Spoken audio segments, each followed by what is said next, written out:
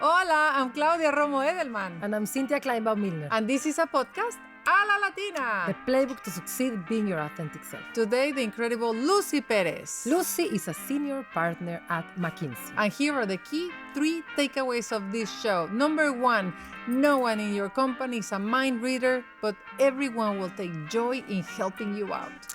Number 2, she gave us insight into how she managed her relationship with her sponsors and how each one of them had a different role in helping her succeed. And number 3, she gave us a business case with data and insights on how to invest in Latinos as entrepreneurs within companies as for yourself. So all of that and more here at A la Latina. Stick around.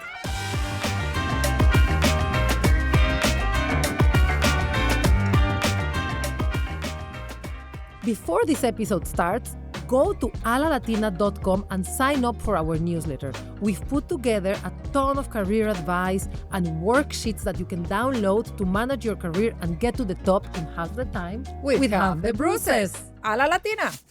Today, the incredible Lucy Pérez. Lucy is a senior partner at McKinsey, where she is the global leader of the McKinsey Health Institute.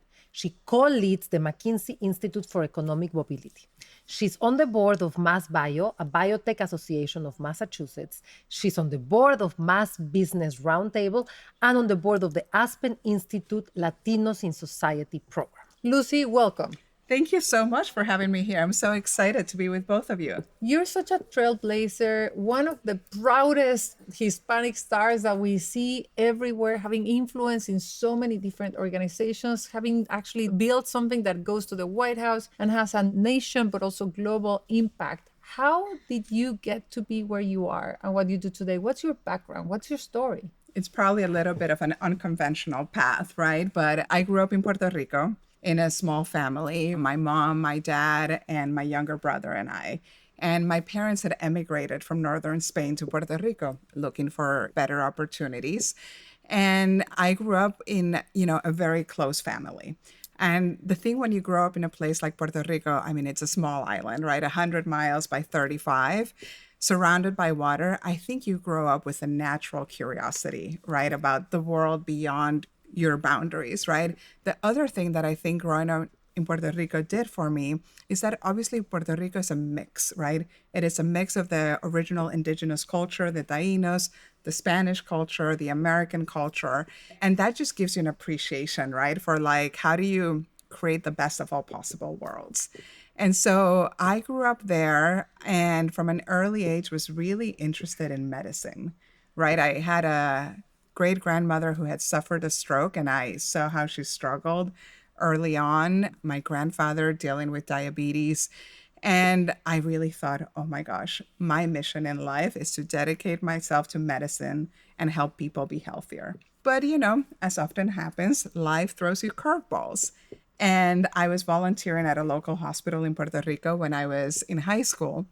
Back in the day, they would let someone like me, 16-year-old, think about, dispensing the pills, taking them to the patients. It goes to show I'm a little bit older. But what I realized during that time at the hospital, I do not like the sight of blood. I really don't. This is the second time we hear this today. Okay, so blood is the killer of future doctors in the Latino community. You need to know if you like it, Yes. totally. Exactly. And same thing happened in biology class, and we had to do for anatomy, dissect a frog. And I was like, oh my gosh, thank goodness for my friend who took over, right? But it forced me to rethink what I wanted to do, right? And so it was this thing where, in high school, I had always loved math and thought, well, maybe I'll go to college and study math, right? But what I realized when I got to college, math started getting a little too theoretical, away from the practical implications, which is what I liked. I'm someone who grew up, my dad had a couple of restaurants and, growing up, I would help him with inventory, keeping track of, how much of different types of merchandise, adding, subtracting. I love the practicality of it, right? That's, I think, how I quickly built up my math skills as a young kid. But yeah, I got to college and I wasn't sure, I took pre-med. In Puerto Rico? Oh, college? No, college was in Boston. So I went to Harvard. And which was, very different environment from, where I grew up. And I was really intimidated, right? I think, like many, suffering from a bit of imposter syndrome as you get somewhere and your whole life changes, right? My parents, for example, don't speak a word of English. And suddenly I'm here having to do my whole life in English, right? Where you grow up in Puerto Rico and I'm like everyone else. And suddenly you realize this concept of being a minority, it's something that's new. It was to me, right? In moving. But how did you get into Harvard? I had great teachers, great parents, and great experiences that I think prepared me for it. So Harvard College, which is probably one or the most competitive process to get into a college, they pick people not just based on grades, but also based on what they can bring to the table, right? To the class. So how did you come up with the idea, I'm going to apply to Harvard? Like, did you have mentors, guides? Yeah. So growing up, I did not think I would go to college in the US. I actually thought it was more likely I would study in Puerto Rico or maybe back in Spain where my parents were from. But in high school, I had several teachers who especially encouraged me to apply to summer programs the summer between junior and senior year of college. And one of the programs I applied to was actually at MIT. And that program was a real eye opener and door opener for me because suddenly I could see myself, right? I could see myself walking those hallways. I could see myself being an MIT student. And I had a wonderful summer. I learned a lot, but most importantly, my confidence really grew around I can do this, right? I can come to one of these schools and thrive. And so when I went back to high school that fall and I was thinking about where should I be applying to school, I decided to apply to a couple of the American schools as well. So not only did I apply to University of Puerto Rico, the local school, but I applied to MIT, I'd applied to Harvard and a couple others. And yeah, when it came time to make a decision, I had a wonderful pre-frosh weekend at Harvard that ended up being the determining factor. And then you did Harvard. I did Harvard and I did it for 10 years. Not just to do my undergrad, but I liked it so much. I stayed there to do my master's degree and then my PhD. So it ended up being a 10-year journey in Cambridge. So you went from Harvard straight to McKinsey? No. So I did my PhD in organic chemistry. It was a way of being really close to medicine, right? Because the organic chemists are the ones who are making the drugs, right? Who are very close and thinking about how can we develop a new molecule that's going to help someone be in better health. And so for me, I loved it, right? It was a way of being close to the health ecosystem, but no blood, no anatomy, no cadavers to have to work on. And so after I finished my PhD, I decided to do a postdoc. That scientist in me, very intrigued. And I moved to New York City at that time to Memorial Sloan Kettering Cancer Center. Because again, I really wanted to be close to the medicine. I thought this is one of the leading institutions in cancer care. And I wanted to be part of that. I wanted to be part of how do we develop better, drugs that help give people more days in good health. And so I stayed there for 3 years. My particular project was focused on thinking about how can we prevent metastases, right? The spreading of cancer cells in the body, because we know outcomes turn a lot worse once cells metastasize. So we were developing new molecules that could prevent. Wow. How does somebody with that background then end up being hired? Well, you tell us, what happened after? So what happened? I had another one of those pivotal moments in my life. I had my first job interview, and this particular company, the chemistry labs, were in the basement of the building. There was no natural light. I am a girl from Puerto Rico who loves the sun, who loves being outdoors. And I remember that first interview and thinking, this cannot be the next few years of my life to be in this basement. This was your blood. Yeah. The equivalent of blood. They were like, oh, no. No, I can't do it. I mean, I still remember the feeling I had that day of a bit of a panic attack. And so I had to rethink, right? I still continued interviewing in multiple places, but I wasn't feeling the energy. Yeah. And so I decided to apply for consulting jobs. I had done my undergrad at Harvard, and many of my classmates had gone down that path, whether it's consulting or investment banking.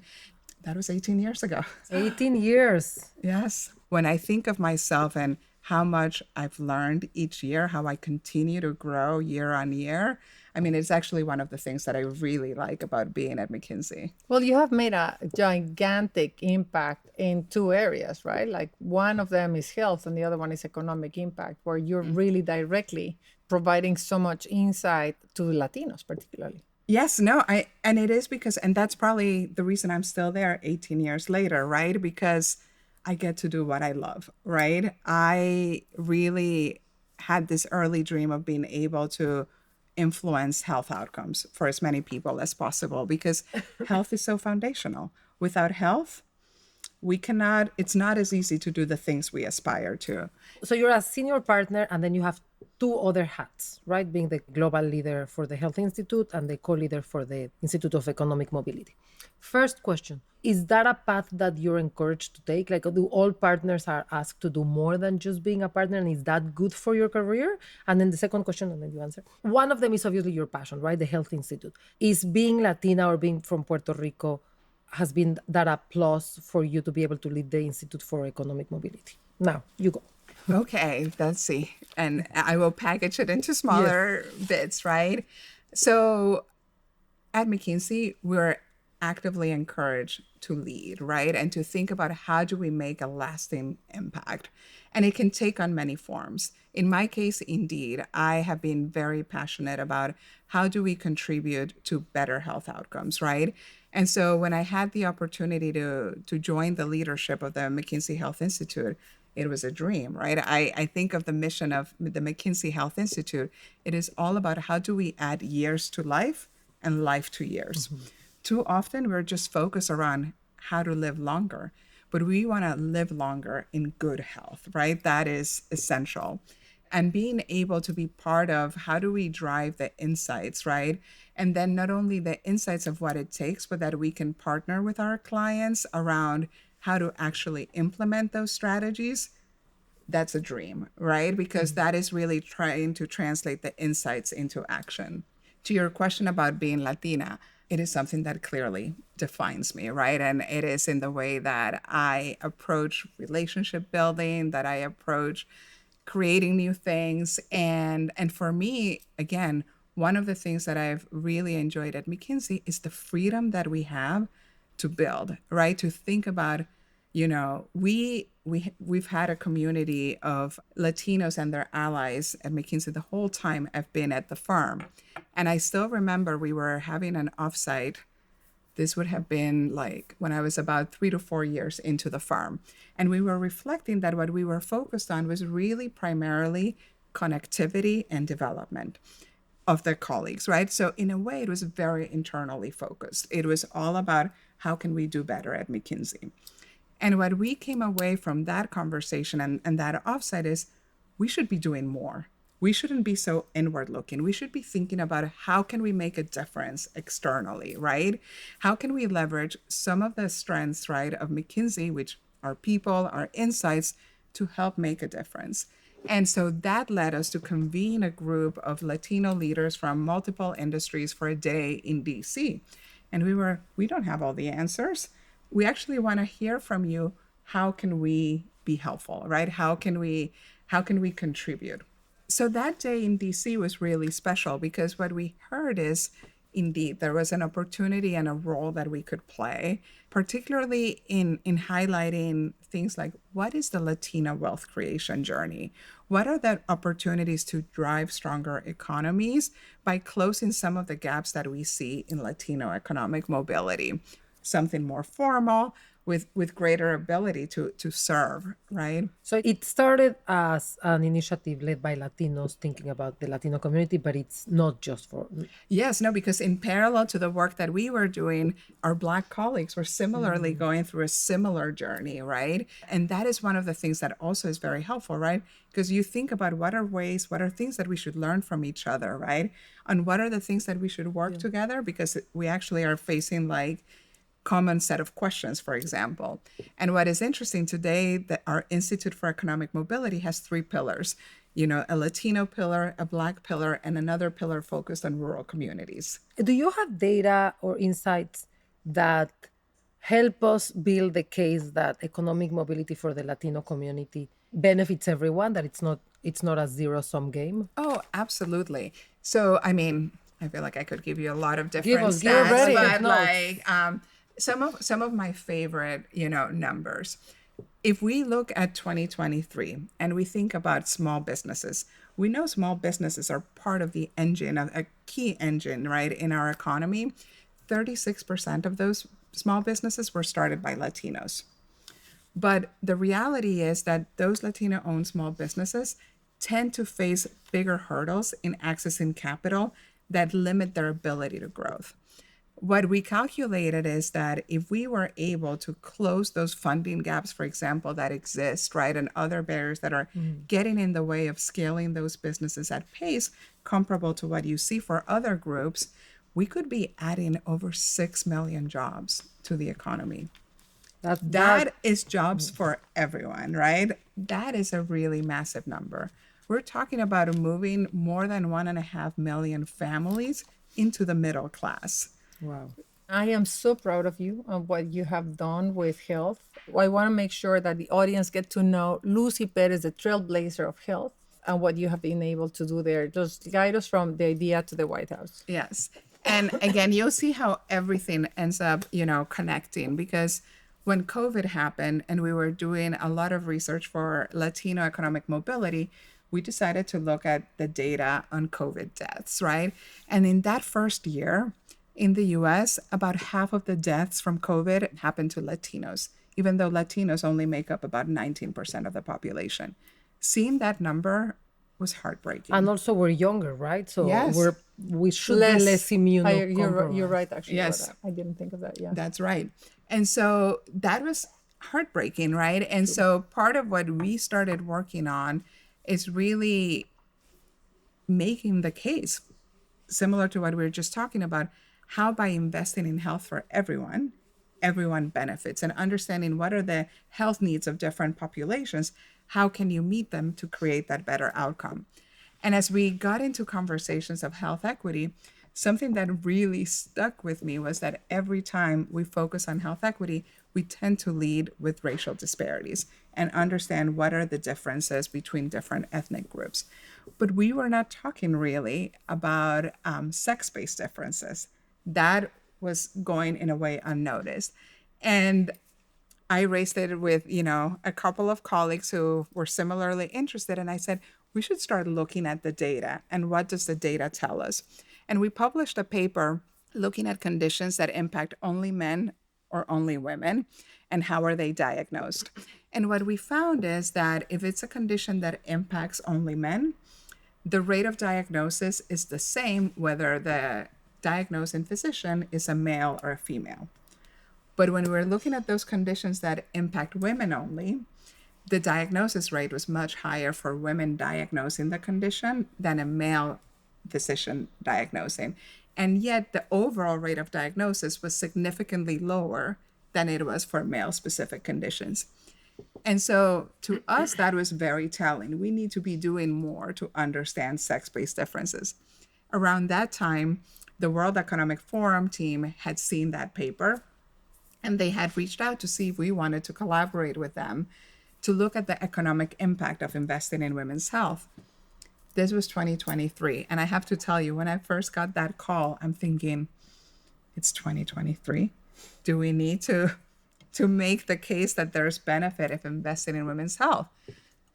Clearly, we do. And so we decided that that would be a great opportunity to collaborate. Because when you take a big topic like that, doing it in a collaborative way, it is, much better. And so they had already brought together a coalition of more than 50 organizations. And we spent a couple of months debating how are we going to define women's health, because there were some people who wanted to make it only about maternal and child health. We at McKinsey had a strong commitment to a definition of women's health that is all the conditions that impact women uniquely, differently, or disproportionately. The World Economic Forum team agreed we would use that definition. And so we spent several months working with them, building the analytics, building the model. And we showed several things that I think really surprised people. For example, people assume that because women live longer than men, that women are healthier. But what we found is actually women spend 25% more time in poor health than men do. 25% more time. And so when I would share that stat, most people would be like, of course, that makes sense because women live longer. It's concentrated at the end of life. No wonder they live longer. So of course they have to spend more time in poor health. Well, guess what? The majority of that time in poor health is between ages 20 to 60. So it's When not they at have the end of kids. life. It is exactly, and also during women's prime working years. So it had huge economic implications.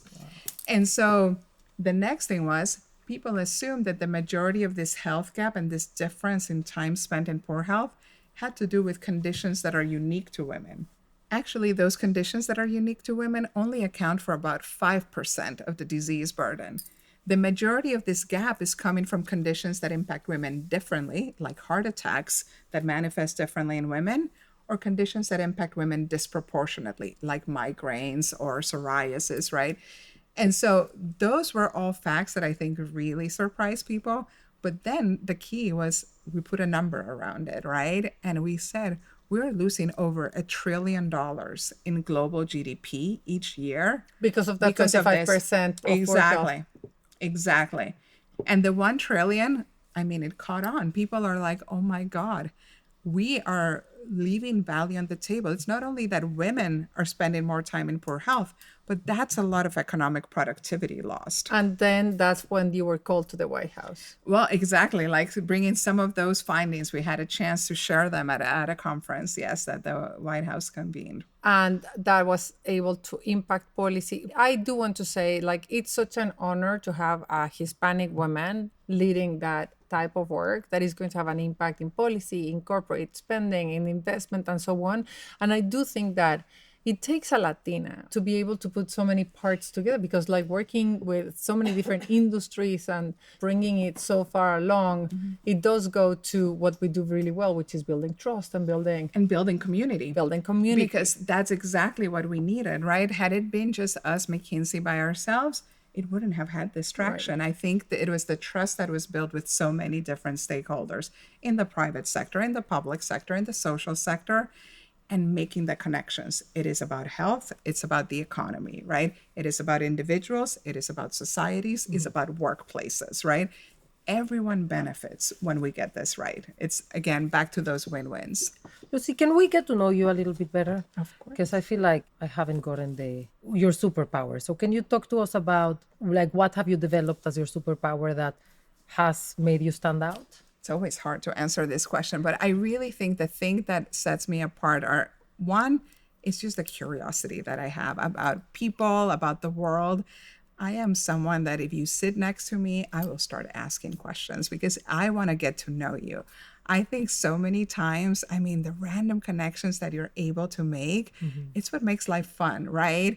I feel like I used to be a very shy person. You talk to my high school friends and they're like, they would never, label me as an extrovert. Now I am the kind of person that's always wanting to connect with others because you never know what random connection you're going to make, right? So that's something that gives me a ton of energy.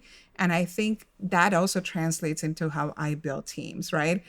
I love going after big problems. There's no way I can do that on my own. It takes a team, right? So I invest a lot of time in thinking about, okay, what's the team we need? Who are the allies that we need? How do we create space so that everyone benefits? I need to make it attractive for others to want to be part of this team.